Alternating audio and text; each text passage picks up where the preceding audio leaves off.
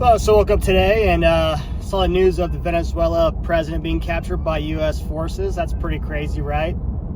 Never mind the meow in the back. I'm driving my cat to the vet because she's an outdoor cat and pretty good mouse hunter for the most part. But she got attacked by another cat or something. I don't know. Her tail's all jacked up.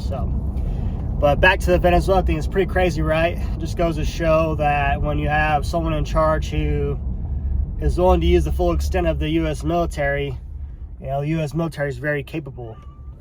When you have someone in charge who doesn't want to use the full extent of the military is very much has their hands tied behind their back. Of course, conspiracy theorists are going to come out of the woodwork like, oh, we're doing this because of oil, we're doing this because of whatever reason, right? And, it does make you wonder, like, okay, we did this to Iraq, we did this to Afghanistan, we're doing this to Venezuela, like, going and capturing the leader and all these things, and they are the big leading nations in oil. So it does make your mind think and makes your mind wonder.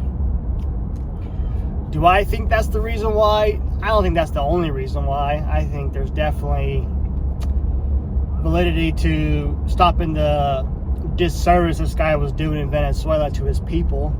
I guess, if we really want real answers, we can ask people of Venezuela, ask them, like, how do you feel about this? That's one way to go about it. But that's just, me being in the military, I saw a small glimpse of what we're capable as of military force, right? And I've been to Iraq and Afghanistan. I've been on all kinds of training events, and that's just one piece of the military, the big military puzzle. I'm a firm believer that any country who pushes the right leadership of our country just the right way, we're capable of some crazy, pretty powerful things. I think there's not too many countries out there that stand a chance when it comes to the ability that we're able to just show up at your doorstep and capture your president. And maybe there is, other countries like China, have just some amazing, crazy power of things that we just don't know about because they don't full scale it like we do, with these kind of incidents. But that leads me to another thing. We used to always worry growing up when I was in high school, before I joined the Marine Corps, we're always talking about Russia and how they're just wrecking how, like a wrecking ball, like a powerhouse that they can, they're like one of our biggest threats to our country. But then I saw how much they struggled to even just take over Ukraine the last 4 years. And I think Ukraine, they says the size of, I don't remember what U.S. states or what U.S. area Ukraine's supposed to be the same size as, but not as big as America as a whole, and they're struggling with Ukraine. So how would Russia be able to do anything with us? So I'm not really too worried about Russia. Of course, China, cyber attacks and all that stuff. You just never know. But yeah, it's crazy to me, and how this happened. It's kind of surreal. I think kudos to the government, the U.S. government, for doing what they felt was right. Whether you agree, disagree, or think otherwise.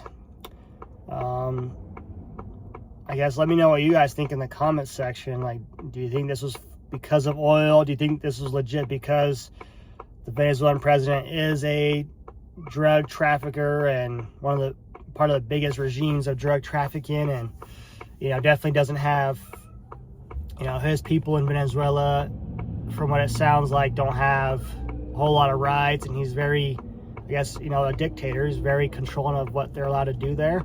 Let me know what you guys think and what your perspective is on all of this. And one thing to add too, I did see that some representatives from China were in Venezuela 8 hours prior to this strike, I guess, that they had, where we took the Venezuelan president. There was some representatives from China there discussing things, and with that being said, if they made it out of Venezuela, or if they're still in Venezuela when this happened, how is China going to react to this? You know, that could definitely be something that we might have to navigate as a country, and try to patch that up with China. So anyways, let me know what you think. Let me know what are your thoughts on it, and ask me any questions if you have any questions. Have a good day.